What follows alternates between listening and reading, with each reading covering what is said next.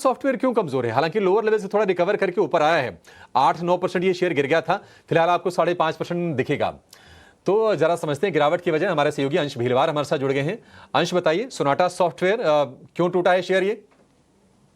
Sonata software में हमें यहाँ पे जोरदार गिरावट दिख रही है। लगभग 7 से 8% की गिरावट बनती हुई नजर आ रही है। कंपनी ने दरअसल शेयर किया है कि जो उनके सबसे बड़े क्लाइंट है वहां से रेवेन्यू जो है वो थोड़ा डिसअपॉइंटिंग आ सकता है, घट कर आ सकता है। और ये जो क्लाइंट है वो एक इंटरनेशनल क्लाइंट है, जिसके चलते यहाँ पे नेगेटिविटी बनती हुई नजर आ रही है। Q4 के नंबर पर भी इससे प्रेशर बन सकता है। ध्यान रखें, अगर हम पिछले 4 क्वार्टर का देखें तो इनका प्रॉफिट लगातार गिरता हुआ नजर आ रहा है। तो यहाँ पे काफी एक बेरिश ट्रेंड बनता हुआ नजर आता है। ऊपर से यूएस के नए टैरिफ और मैक्रो अनसर्टेनिटी ने आईटी सेक्टर पे ऑलरेडी सेंटीमेंट और बिगाड़ के रखा हुआ है। पिछले 5 ट्रेडिंग सेशन से देखें तो स्टॉक में लगातार खरीदारी हो रही थी और अब ये जाके लाल निशान में ट्रेड होता हुआ नजर आ रहा है। तो कहीं ना कहीं रिवर्सल के साइन भी बनते हुए नजर आते हैं। स्टॉक प्राइस रिटर्न देखें तो आज के दिन में ही 7 से 8% की गिरावट दिख रही है। पिछले एक महीने का अगर हम रिटर्न देखें तो लगभग 13-14% की गिरावट दिख रही है। और इस साल का अगर मूव देखें तो स्टॉक ऑलरेडी 50% टूट चुका है। अंश, बहुत शुक्रिया आपका ये पूरी की पूरी जानकारी देने के लिए। तो जो सबसे बड़ा क्लाइंट है सोनाटा का, उनसे आय में थोड़ी कमी आ सकती है, ये खबर दे रहे हैं अंश। सोनाटा सॉफ्टवेयर, श्रीकांत जी, देखिए आईटी में तो ओवरऑल ही प्रॉब्लम है। मतलब हमें कई बार ना ये पूछते हुए कि कहाँ तेजी होगी, थोड़ा गिल्ट फील होता है, क्योंकि तेजी कहीं दिख नहीं रही है। 46,000 वाला जो इंडेक्स था आईटी का, वो 32,000 के आसपास है, 30% का फॉल है। सोनाटा सॉफ्टवेयर, मान लीजिए किसी को थोड़े कैपिटल प्रोटेक्शन के लिहाज से भी पूछना हो अगर आपसे मुझे, किसी के पास है, तो कहां स्टॉप लॉस लगा के रखे?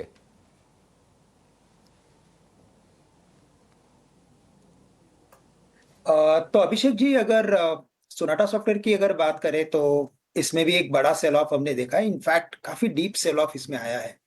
और ये आने के बाद अगर आप पिछले 5 या 6 दिन के ट्रेंड को देखें तो ये स्टॉक थोड़ा सा स्टेबल हो रहा है अराउंड 285 286। आज के निगेटिव न्यूज फ्लो के बाद भी ये स्टॉक ने 288 के लेवल्स को काफी अच्छी तरीके से होल्ड किया है। तो मैं यही कहूंगा कि अभी फाइनल जो स्टॉप लॉस रखना है वो 285 का रखें। नियर बाय का स्टॉप लॉस रखना जरूरी है। आज के दिन में बड़े वॉल्यूम्स भी हुए हैं।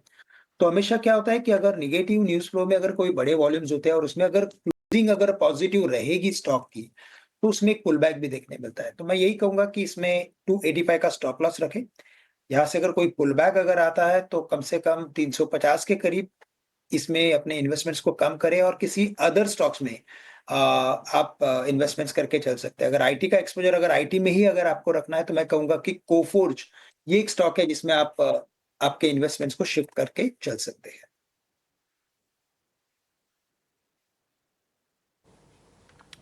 ठीक है, चलिए, बढ़िया है। आपको मौके मिल गए, आपको स्टॉप लॉसेस पता चल गए, ट्रेड कहाँ करना है वो आपने जान लिया, निफ्टी का भी आपको व्यू मिल गया, और जो बजिंग खबरें हैं उस पर भी हमने अपने सहयोगियों से जानकारी ले ली। इस शो को फिलहाल यहीं पर समाप्त करने का समय हो गया। श्रीकांत जी, बहुत शुक्रिया आपका आज जुड़ने के लिए और तमाम शेयरों पर अपना व्यू हमसे शेयर करने के लिए। फिलहाल